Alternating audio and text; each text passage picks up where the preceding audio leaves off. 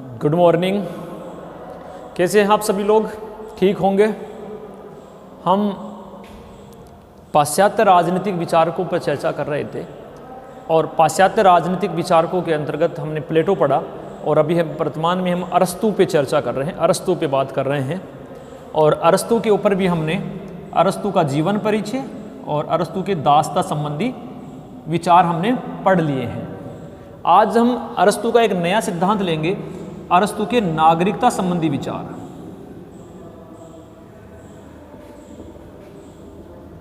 अरस्तु के नागरिकता संबंधी विचारों के ऊपर आज हम बात करेंगे कि अरस्तु नागरिकता के बारे में क्या बात करता है, अरस्तु के अनुसार नागरिकता क्या है।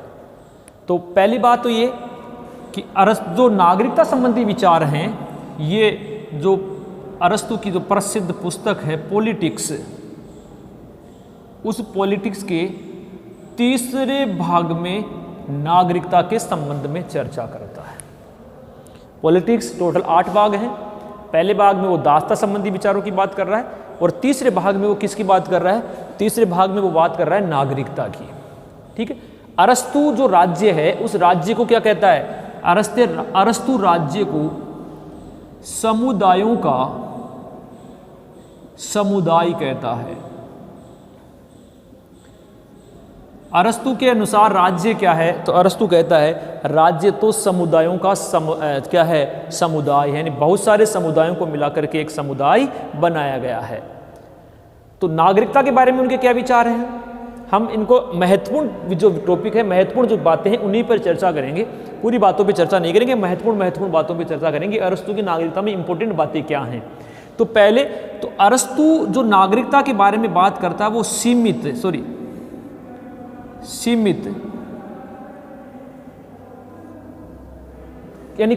जो नागरिकता है, सीमित और सक्रिय नागरिकता की बात करता है। एक एक बातें को समझते जाएं हम, यानी टॉपिक बना करके नहीं, हम उनकी महत्वपूर्ण जो इंपॉर्टेंट जो हमारे काम आने वाली बातें उनकी बात कर रहे हैं। पहली बात, नागरिकता संबंधी विचार अरस्तु की पुस्तक पॉलिटिक्स के तीसरे भाग में है। अरस्तु इसमें राज्यों को समुदायों का समुदाय कहता है, यानी बहुत सारे समुदायों को मिलाकर के एक समुदाय जिसको वो राज्य कहता है, जिसको लिए वो राज्य के लिए एक शब्द का प्रयोग भी करेगा जिसको वो कहता है काइनोनिया, यानी अरस्तु राज्य को काइनोनिया कहता है।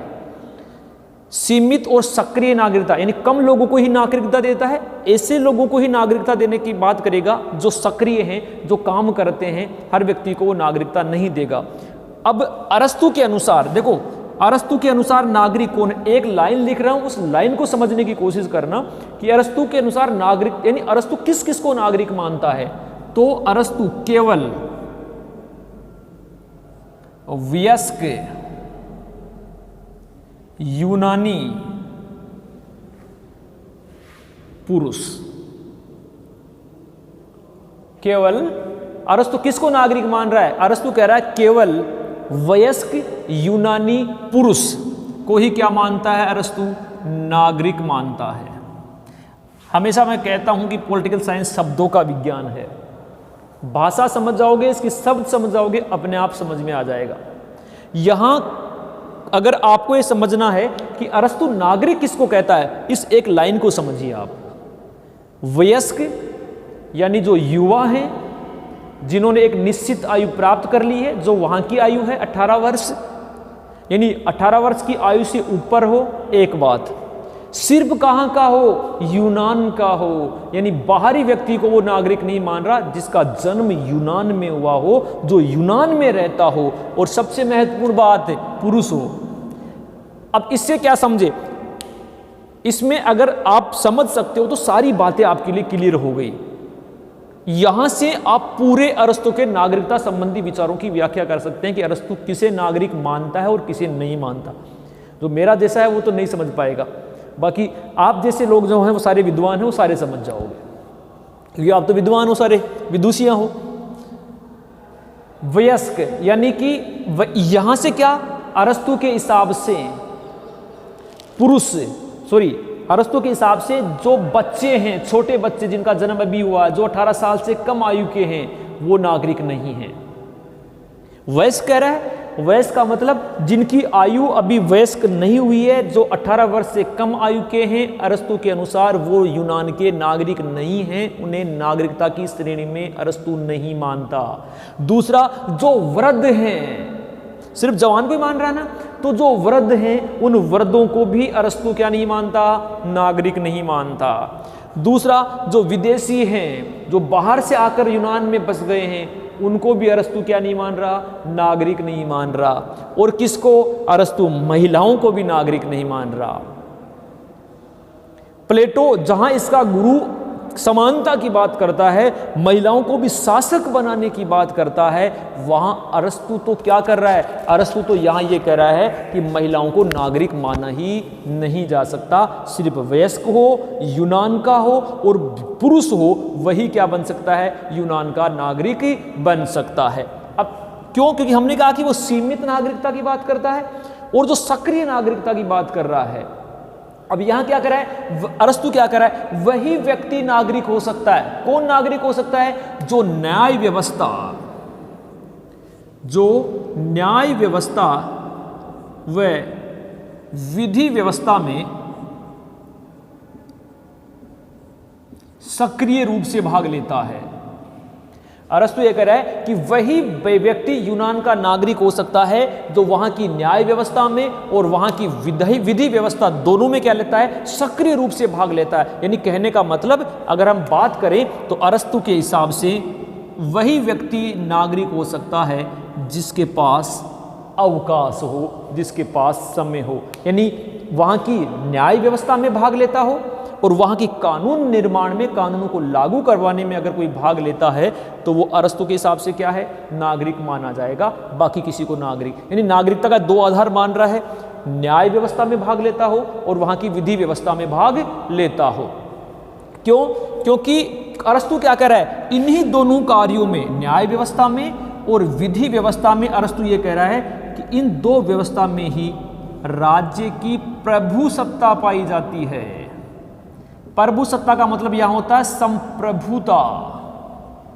अरस्तु यह कहता है कि जो व्यक्ति न्याय व्यवस्था और विधि व्यवस्था में भाग लेता है वही राज्य की संप्रभुता, राज्य की स्वतंत्रता, राज्य की अखंडता के बारे में जानता है।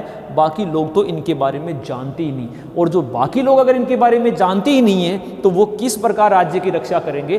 तो न्याय व्यवस्था और विधि व्यवस्था को मानता है क्योंकि इन्हीं में राज्य की क्या है, संप्रभुता है।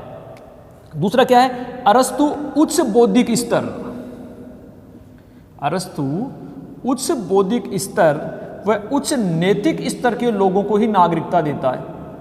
अरस्तु मूर्ख व्यक्तियों को, निम्न बुद्धि वाले को, जिनके पास सोचने समझने की क्षमता नहीं है, उनको नागरिक नहीं मानता। अरस्तु ये कहता है कि जो उच्च बौद्धिक क्षमता और उच्च नैतिक स्तर जो रखते हैं उन्हीं लोगों को क्या दी जा सकती है, उन्हीं लोगों को नागरिकता दी जा सकती है, क्योंकि यही लोग यूनान के विकास में योगदान देंगे, बाकी लोग यूनान के विकास में योगदान नहीं दे सकते। अर्थात यहां से फिर एक बात और निकल गई। क्या निकल गई, कि अरस्तु मूर्ख व्यक्तियों को, पागल व्यक्तियों को या अनपढ़ व्यक्तियों को नागरिकता नहीं देता। मूर्ख को नहीं दे रहा, अनपढ़ को नहीं दे रहा, विदेशी को नहीं दे रहा, महिला को नहीं दे रहा, बच्चे को नहीं दे रहा, बूढ़े को नहीं दे रहा। तो किसको दे रहा है, सिर्फ वयस्क को दे रहा है, यूनानी को दे रहा है, और किसको दे रहा है, पुरुष को दे रहा है। अरस्तु क्या कह रहा है कि जन्म, निवास, व्यापार, कुछ बातों की बात करता है कि जन्म कहां पर हुआ है, निवास कहां करते हो, व्यापार क्या कहां करते हो, या अभियोग आपका मुकदमा कहीं चल रहा है। तो ये बातें ऐसी हैं जिन बातों के आधार पर आपको नागरिकता नहीं दी जा सकती। यानी यदि आपका जन्म यूनान में हुआ है, इसका मतलब आप बाहर से गए, घूमने गए या अन्य किसी काम से गए और आपका जन्म वहां हो गया, यानी आप वहां की मूल निवासी नहीं लेकिन आपका वहां जन्म हो गया, तो अरस्तु कहता है कि नहीं, आप नागरिक नहीं हो। यानी यूनान में जन्म होने का मतलब ये नहीं कि आप वहां के नागरिक हो, आपके माता पिता वहां रहते हो, माता पिता वहां के मूल निवासी हो और आपका जन्म वहां हुआ है तो आप वहां के मूल निवासी हो, आप वहां के नागरिक हो। आप यूनान में रहते हो, बाहर के हो लेकिन यूनान में रहते हो, ये भी नागरिकता का आधार नहीं है। क्यों, क्योंकि हम तो क्या करें कि हम तो सिर्फ यूनानी को ही नागरिकता देंगे। अगर आप यूनान में वहां उस देश में व्यापार करते हैं तो भी आप वहां के नागरिक नहीं बन सकते, और आपका अगर विवाद चल रहा है, आपका कोई मुकदमा चल रहा है, आपका अगर कोई केस चल रहा है यूनान में, तो भी आप नागरिक नहीं बन सकते। यानी जन्म, निवास, व्यापार और अभियोग के आधार पर आप ये दावा नहीं कर सकते कि मैं यहाँ का नागरिक हूँ। नागरिक होने के लिए तो आपके माता पिता का मूल निवासी होना जरूरी है। माता पिता के साथ साथ क्या जरूरी है, आपका भी जन्म वही होना चाहिए, आप पुरुष होने चाहिए, आप यूनानी होने चाहिए और आप वयस्क होने चाहिए, तो ही आप नागरिक माने जाओगे, अन्यथा नागरिक नहीं माने जाओगे। अरस्तु ये कह रहा है कि व्यक्ति की जो भौतिक जो आवश्यकता है, भौतिक आवश्यकताओं की पूर्ति के लिए आर्थिक क्रियाओं के अलावा सभी गतिविधियां क्या है, अवकाश में मानी जाएगी। हमने कहा था कि वो बात करता अवकाश, और वो यहाँ क्या कह रहा है कि व्यक्ति की भौतिक आवश्यकताएं, व्यक्ति की भौतिक जो आवश्यकताएं हैं, इन भौतिक आवश्यकताओं के लिए जो व्यक्ति आर्थिक क्रियाकलाप करता है,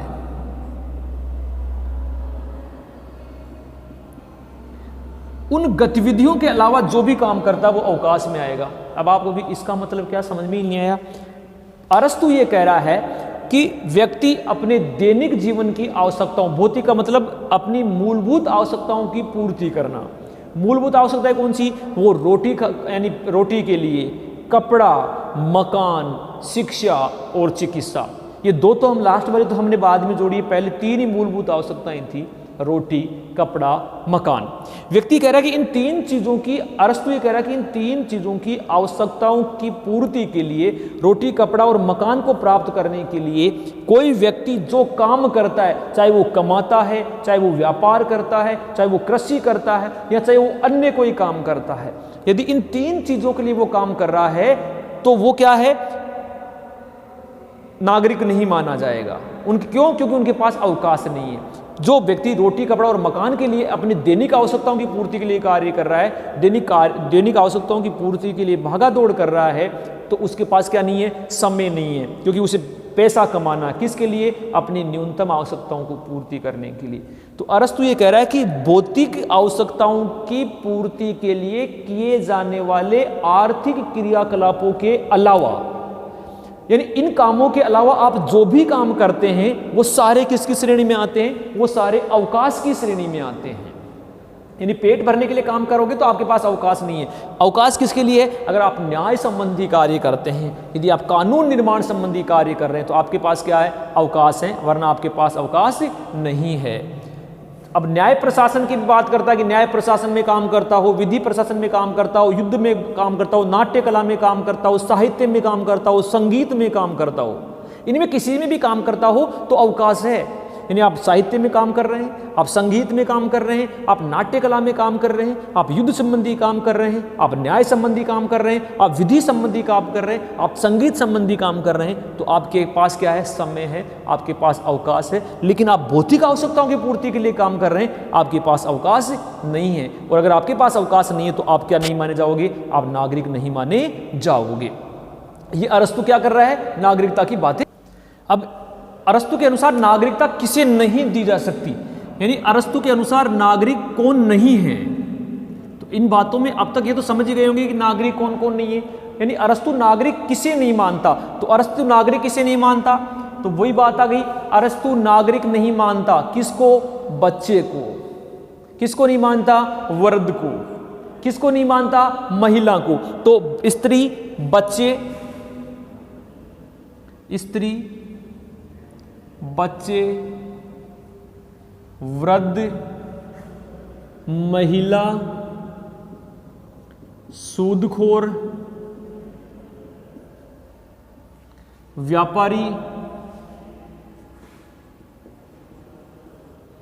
यानी किन्हें किन्हें नहीं मान रहा, तो स्त्रियों को नागरिक, स्त्री, बच्चा, वृद्ध, महिला, सूदखोर, व्यापारी, और किसको नहीं मान रहा, विदेशी नागरिक जो वहां आकर के रहने लग गए हैं। आ गया, महिलाओं को नहीं मान रहा था, बच्चों को भी नहीं मान रहा, वृद्ध को, क्योंकि वयस्क को मान रहा। इसके अलावा सूदखोर, जो व्यक्ति ब्याज पे पैसा देता है, यानी पैसों का लेन देन करता है, ब्याज लेता है उसके आधार पर, अगर ऐसा काम करता है तो अरस्तु कहता है वो भी क्या नहीं है, नागरिक नहीं है, क्योंकि वो क्या कर रहा है, लोगों का आर्थिक शोषण कर रहा है, वो आर्थिक क्रियाकलापों में यानी आर्थिक गतिविधियों में शामिल है, उसके पास क्या नहीं है, न्याय और विधि संबंधी कार्यों में के लिए अवकाश नहीं है। तो जो ब्याज पे पैसा देता है वो भी नागरिक नहीं है। जो व्यापार करता है किसी भी प्रकार का, अगर वो व्यापार करता है, व्यापारी को भी नागरिक नहीं मानता। अब आपको कि व्यापारी को क्यों नहीं मानता, क्योंकि ये भी किस में आ रहे हैं, ये भी आर्थिक क्रियाकलाप में आ रहे हैं। और अरस्तु क्या कर रहा है, जो भौतिक आवश्यकताओं की पूर्ति के लिए आर्थिक क्रियाकलाप कर रहा है, जो पैसों के संबंधित व्यापार कर रहा है, तो ये भी तो व्यापारी है। तो अरस्तु कहता है कि व्यापारी के पास समय कहाँ है, क्योंकि ये भी सुबह से लेकर शाम तक अपने व्यापार में लगा हुआ है। व्यापार में लगा हुआ तो नृत्य के लिए कहाँ समय है, संगीत के लिए कहाँ है, नाट्य के लिए कहाँ है, विधि के लिए कहाँ है और न्याय के लिए कहाँ है, इसके पास तो समय बिल्कुल नहीं है। इसलिए वह व्यापारी को भी नागरिक नहीं मानता। जो विदेशी व्यक्ति है और वहाँ करके रहने लग गया, उसको भी नहीं मानता। और किसको नहीं मानता, और ये कहता है कि अभियोग चलाने मात्र से, अगर आपका मुकदमा वहाँ चल रहा है, उस यूनान में चल रहा है, तो इस आधार पर भी आप नागरिक नहीं बन सकते। क्यों, क्योंकि ये अरस्तु कह रहा है कि अभियोग चलाने की अनुमति राज्य क्या कर सकता है, ये अनुमति तो राज्य विदेशियों को भी दे सकता है। मान लीजिए मैं भारत का मूल निवासी हूं और मेरा मुकदमा ब्रिटेन या अमेरिका या फ्रांस किसी देश में मेरा विवाद हो गया, और तो वहां मुझे क्या करना है, मुकदमा लड़ने के लिए जाना है, केस लड़ने के लिए वहां जाना है। तो अरस्तु कह रहा है कि इस आधार पर अगर मैं वहां जाता हूं, तो इस आधार पर, जाने के आधार पर मैं क्या नहीं हूं, मैं उस राज्य का नागरिक नहीं हूं, नागरिक नहीं है। और क्या नहीं है, जिनके माता पिता क्या हो, किसको नहीं मानता, जिनके माता पिता क्या हो, विदेशी हो, जिनके माता पिता विदेशी हों उनको भी क्या नहीं मानता, वो नागरिक नहीं मानता। जैसा कि अभी हमने पहले पढ़ा था कि जिनके माता पिता विदेशी हैं, वो यूनान में आए, किसी व्यापार के लिए आए, घूमने के लिए आए या और किसी काम के लिए आए, बाहर से आए, लेकिन वहाँ वो क्या थे, गर्भवती थी, और आपका जन्म यानी उस व्यक्ति, किसी बच्चे का जन्म यूनान में होता है, नागरिक विदेश के हैं लेकिन बच्चे का जन्म यूनान में हो रहा है। इस आधार पर कोई व्यक्ति ये नहीं कह सकता कि मैं क्या हूँ, यूनान का नागरिक हूँ, क्योंकि इस प्रकार इस आधार पर जन्म तो किसी का भी हो सकता है, और सिर्फ जन्म होने के आधार को मान करके हम नागरिकता नहीं दे सकते। और किसको नागरिक नहीं मानता, अरस्तु ये कह रहा है कि यदि राज्य ने किसी को क्या कर दिया है, निष्कासित कर दिया है, किसी भी गतिविधि के कारण, अपराध के कारण किसी को राज्य से निकाल दिया है या अन्य कार्यों से अगर उसको निष्कासित कर दिया है, तो ऐसे निष्कासित व्यक्ति को भी क्या नहीं है, ऐसे निष्कासित व्यक्ति को भी नागरिकता नहीं देता अरस्तु। तो जो व्यक्ति निष्कासित है, राज्य ने दंडित किया है, राज्य ने देश निकाला या अन्य गतिविधियों में भाग देने से रोक लगा दी है, उस व्यक्ति को अरस्तु नागरिकता नहीं देता। और किसको, अरस्तु ये कह रहा है कि अगर राज्य किसी व्यक्ति को मताधिकार से वंचित करता है, अगर राज्य किसी व्यक्ति को मताधिकार से वंचित करता है, अर्थात वोट देने के अधिकार अगर किसी के व्यक्ति के पास नहीं है, अगर कोई यूनान का व्यक्ति, चाहे उसका जन्म वहाँ हुआ हो, चाहे वो वहाँ का मूल निवासी हो, चाहे उसके माँ बाप का जन्म भी वहाँ हुआ हो, लेकिन अगर उसे वोट देने का अधिकार नहीं है, तो वोट देने का अधिकार नहीं है तो वो वहाँ का नागरिक भी नहीं माना जाएगा। तो अरस्तु इन लोगों को नागरिकता नहीं दे रहा। किसको नहीं दे रहा, स्त्री, बच्चे, वृद्ध, महिला, सूदखोर, व्यापारी और विदेशी। इसके अलावा अगर आपका मुकदमा चल रहा है तो अभियोग के आधार पर भी नागरिकता नहीं देता। जिनके माता पिता विदेशी हैं उनको भी नागरिकता नहीं देता, और जो निष्कासित है और जिनको मताधिकार नहीं है उनको भी वो नागरिकता नहीं देता। यानी सीमित नागरिकता की बात करता है, संकुचित नागरिकता की बात कर रहा है। तो अब आप कहोगे देता किसको है, तो हमने पहले जब शुरू किया था उस समय एक लाइन लिखी थी, वो लाइन क्या थी, वयस्क, यूनानी और पुरुष, यानी जवान हो, यूनान का रहने वाला हो और पुरुष हो, उन्हीं को वो नागरिकता दे रहा है। इसके अलावा वो नागरिकता नहीं दे रहा। लेकिन उन पुरुष और यूनानियों में भी वो व्यापारी, सूदखोर, इन लोगों को क्या नहीं कर रहा, नागरिकता नहीं दे रहा। अरस्तु नागरिकता की योग्यता भी तय करता है, यानी अरस्तु नागरिकों की योग्यता भी बताता है कि कौन व्यक्ति नागरिक बन सकता है। हमारे भारत में नागरिकता की एक ही योग्यता है, और वो योग्यता क्या है? हमारी एक योग्यता है कि वो भारत का नागरिक हो, उसका जन्म भारत में हुआ हो, वो भारत का मूल निवासी हो, उसके माता पिता भारत के रहने वाले हो। और अनुच्छेद 5 से 11 तक हमने नागरिकता देने का नियम भी बना रखा है कि अगर कोई विदेशी भी भारत में आता है तो हम उसको भी नागरिकता दे सकते हैं। यानी मूल नागरिकता के अलावा भारत की नागरिकता प्राप्त भी की जा सकती है, अर्जन भी किया जा सकता है, लेकिन हमारी कोई योग्यता नहीं है कि ये होगी ये नहीं होगी। लेकिन अरस्तु नागरिकता की योग्यता तय कर रहा है। पहला, शासन, यानी शासन चलाने की, शासन करने और शासित होने की योग्यता रखता हो। यानी वो व्यक्ति नागरिक बन सकता है जो समय आने पर यूनान का शासन चला सके और क्या कर सके? शासित हो सके। शासन का मतलब, शासक का मतलब जो शासन करता है, और शासित का मतलब जनता, जिनके ऊपर शासन किया जा रहा है। शासक शासन करता है, शासित के ऊपर, शासित का मतलब जिनके ऊपर शासन किया जा रहा है, जिसको हम कह सकते हैं जनता। तो यानी ऐसी जनता हो जो राज्य के यूनान के नियमों के हिसाब से शासित होने में, जन कल्याण के कार्यों में प्रशिक्षित हो, तो उसको क्या माना जाएगा? नागरिक। और क्या माना जाएगा? और क्या कह रहा है? ऐसे व्यक्ति जो भौतिक व आर्थिक चिंताओं से, ऐसे व्यक्ति जो भौतिक व आर्थिक चिंताओं से मुक्त हों।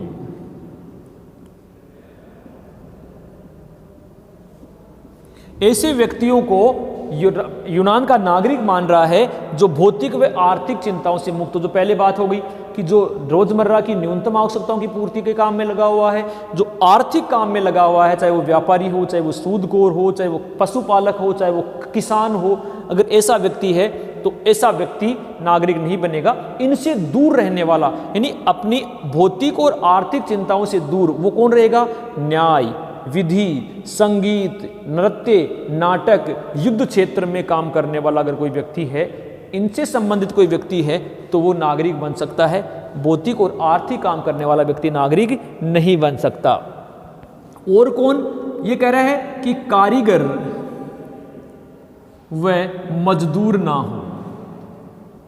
यहां दो को और अलग दूर कर दिया कि कारीगर और मजदूर भी नागरिक नहीं बन सकता। क्यों नहीं बन सकता? क्योंकि ये भी क्या काम कर रहे हैं? भौतिक और आर्थिक काम कर रहा है। तो और को तो हटा ही रहा था, अब दो को और हटा दिया, कारीगर को और मजदूर भी नागरिक नहीं बन सकता। यानी इनके पास क्या नहीं है? इनके पास भी अवकाश नहीं है, इनके पास भी समय नहीं है। और नागरिक कौन नहीं हो सकता? नागरिक की क्या योग्यता है? स्त्री ना हो, यानी महिला नहीं होनी चाहिए, महिलाओं को वो नागरिकता नहीं दे रहा। और क्या योग्यता है? और योग्यता है कि वह वयस्क हो, अर्थात जवान हो, उसने यूनान के नियमों के हिसाब से एक निर्धारित आयु प्राप्त कर ली है, वो बन सकता है। अर्थात क्या कह रहा है अरस्तु?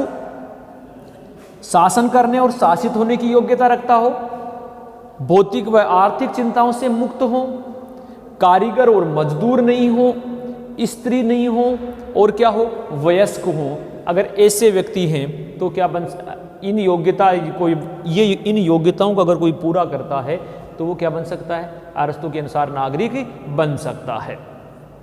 अब ये तो अरस्तु का नागरिकता का सिद्धांत हो गया, योग्यता निर्धारित कर दी, किसको वो बना रहा है ये निर्धारित कर दी। अब आता है अरस्तु के जो नागरिकता सिद्धांत है, ये सही है या गलत है? विशेषताएं अगर आप नागरिक इसकी देखनी चाहो तो इनकी विशेषताओं में वही कर सकते हैं कि अरस्तु की नागरिकता वही प्राप्त करेगा जो यूनान का हो, वयस्क हो, पुरुष हो, एक योग्यता। दूसरी विशेषता क्या होगी? अरस्तु सक्रिय और सीमित नागरिकता का सिद्धांत देता है। तीसरा, अरस्तु ऐसे लोगों को अपनी नागरिकता में शामिल नहीं करता जो भौतिक और आर्थिक कार्यों में लगे हुए हों। चौथा, अरस्तु अपने राज्य की नागरिकता के लिए अनिवार्य शर्त के रूप में अवकाश को मानता है, यानी अवकाश होगी वही होगा। अगर हम इसकी आलोचना करना चाहें कि अरस्तु ने जो नागरिकता का सिद्धांत दिया है इसमें क्या क्या कमियां हैं, तो आपने 15-20 मिनट तक जो ये सुनी है बातें, आपने समझने की कोशिश की है, तो इन बातों में आपने एक चीज़ तो ध्यान आया होगा कि इसमें बहुत सारी कमियां हैं और आप आसानी से क्या कर सकते हैं, इन कमियों को पूरा कर सकते हैं। क्या कमियां पूरी कर सकते हैं? पहला तो ये कि अरस्तु नागरिकता की संकुचित अर्थ देता है, संकुचित धारणा देता है, यानी छोटी सी धारणा दे रहा है अरस्तु, कोई बड़ी धारणा नहीं दे रहा, यानी संकुचित अर्थ में ले रहा। संकुचित अर्थ में कैसे? क्योंकि ये बहुत कम लोगों को नागरिकता देता है और वर्तमान समय में इतने कम लोगों को नागरिकता देना लोकतांत्रिक सिद्धांत के विपरीत है, हम नहीं दे सकते। और क्या बात करते हैं? आधुनिक जो आधुनिक प्रजातंत्र है, आधुनिक लोकतंत्र के विपरीत है। एक कमी है इसमें। क्या कमी है? कि वर्तमान में जो लोकतांत्रिक शासन व्यवस्थाएं चलती है उसके विपरीत है, क्योंकि आज वर्तमान समय में हम नागरिकता का विभाजन नहीं कर सकते। हम प्रत्येक व्यक्ति को नागरिक बनाएंगे। हम ये नहीं कर सकते कि साहब किसान को नागरिकता नहीं बनाएंगे, व्यापारी को नहीं बनाएंगे। खासतौर से सबसे बड़ी जो कमी है इसमें वो ये कह रहा है कि महिलाओं को तो नागरिक नहीं समझेंगे। अरे जो आधी आबादी है, जो 50% जनसंख्या का नेतृत्व करती है, जो हमारे समाज को आगे बढ़ाने का काम कर रही है, आप उस महिला वर्ग को तो क्या कर रहे हो? नागरिकता से पूर्णतः वंचित कर रहे हो। अर्थात अरस्तु ये मानता है कि महिलाएं शासन संबंधी संचालन में या नागरिकता के योग्य नहीं हैं, जिस बात की हम कड़ी आलोचना करते हैं, क्योंकि महिलाएं भी वो काम कर सकती हैं जो कौन कर सकता है? पुरुष कर सकता है। तो आधुनिक लोकतंत्र के विपरीत है। और कमी क्या है?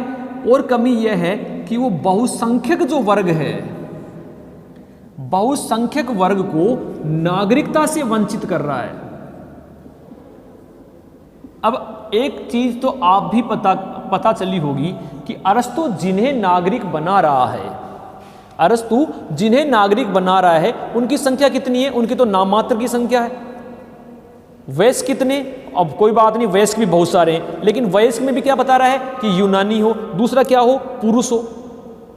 तो आप तो क्या कर रहे हो? जो बड़ा वर्ग है, बड़ा वर्ग कौन? जो मध्यम वर्ग है, जो किसान है, जो मजदूर है, जो व्यापारी है, जो पशुपालन में लगा हुआ है, जो कारीगर का काम कर रहा है, उस वर्ग को तो आप नागरिक नहीं मानते। तो अवकाश है किसके पास? आपकी हिसाब से अगर देखा जाए तो कुल जनसंख्या का 5% ही वर्ग ऐसा है जिनके पास समय है, जो व्यक्ति क्या कर सकता हो?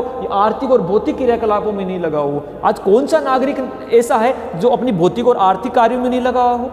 सब व्यक्तियों को अपने पेट भरने की आवश्यकता है, अपने परिवार के लालन पालन की आवश्यकता है, और अरस्तु इन बातों से क्या कर रहा है? दूर हो रहा है। तो अरस्तु अपनी राज्य की अधिकांश जनसंख्या को क्या कर रहा है? नागरिकता से दूर कर रहा है। जबकि आज के वर्तमान समय में तो हम अधिक से अधिक लोगों को क्या बनाना चाहते हैं? नागरिक बनाना चाह रहे हैं। और क्या है ये? बड़े राज्यों के अनुपयुक्त है।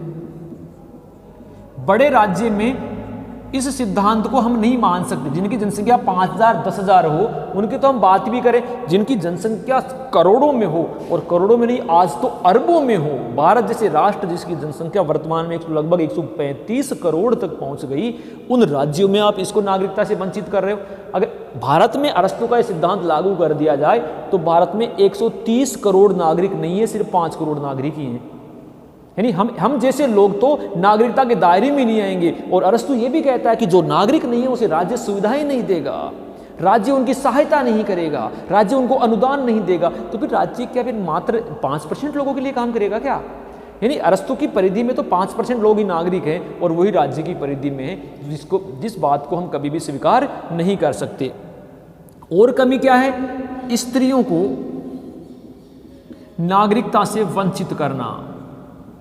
सबसे महत्वपूर्ण कमी यह है कि अरस्तु अपने नागरिकता के सिद्धांत में आधी आबादी महिलाओं को नागरिकता नहीं दे रहा, इसलिए ये बिल्कुल और बिल्कुल मानने योग्य नहीं है। और क्या है? लास्ट कमी क्या है? ये अधिकारों की जगह किस पर बल दे रहा है? ये अधिकारों के स्थान पर कर्तव्यों पर बल देता है। यानी ये कह रहा है कि आपको अधिकार तो नहीं मिलेंगे, क्योंकि अधिकार तो राज्य के नियंत्रण में है। आप कर्तव्य करो, आप क्या काम करो? आप आर्थिक कार्य करें, आप कृषि के कार्य करें, आप पशुपालन के काम करें, और काम करते रहो, लेकिन आप राज्य से कुछ प्राप्त नहीं कर सकते। वही पहले वाली बात आ गई कि राज्य आपको कुछ नहीं देगा, आप राज्य की सेवा करते रहो। आप राज्य की सेवा क्यों करें? क्योंकि आप उस स्थान में, उस राज्य में रहते हैं। और राज्य आपकी सेवा क्यों नहीं करेगा? क्योंकि आप नागरिक नहीं हो। तो अरस्तु अधिकारों की तो बात ही नहीं करता, वो कर्तव्यों की बात करता, अर्थात वो राज्य नागरिकों को कुछ नहीं देगा, किसको, जबकि क्या करेगा, नागरिक राज्य को बहुत कुछ देगा। तो अधिकारों की बात करता है, अधिकारों की बात नहीं करता, कर्तव्यों पर बात करता है। इस आधार पर हम अरस्तु के इस नागरिकता सिद्धांत को स्वीकार नहीं कर सकते। तो इस प्रकार हमने अरस्तु के नागरिकता सिद्धांत को पढ़ने की कोशिश की है, महत्वपूर्ण बातों को पढ़ने की कोशिश की है, और आशा कि आपको समझ में भी आया होगा। अगर फिर भी किसी प्रकार की समस्या है तो आप हमें निश्चित रूप से बताएं, हम आपकी बात का समाधान करेंगे। और जिन्होंने भी अभी तक हमारे वीडियो को सब्सक्राइब नहीं किया वो सब्सक्राइब कर दें, ताकि जैसे ही हमारे नए वीडियो आएँ आप तक पहुँच जाए। धन्यवाद।